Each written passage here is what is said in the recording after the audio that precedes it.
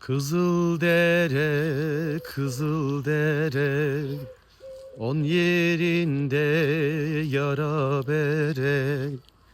Mahir yoldaşı vurdular, haber ver gittin yere.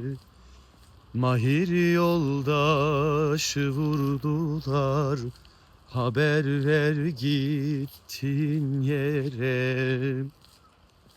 Evet sevgili dostlar, tarihimiz maalesef ki katliamlar tarihidir. Bu katliamlardan ve en önemli olanlardan bir tanesi de Kızıldere katliamıdır. Türkiye Devrimci Hareketi'nin önderlerinden Mahir Çayan ve arkadaşları Deniz Gezmiş, Hüseyin İnan ve Yusuf Aslan'ın idamlarını engellemek için bir eylem girişiminde bulundular ve neticede Kızıldere'de devlet tarafından katledildiler.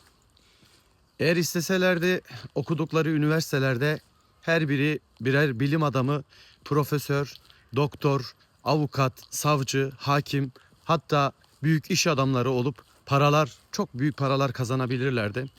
Ama onlar böyle bir dünyayı seçmek yerine işçi sınıfının ve dünyanın kurtuluşu için mücadele edip ve bu uğurda ölmeyi tercih ettiler.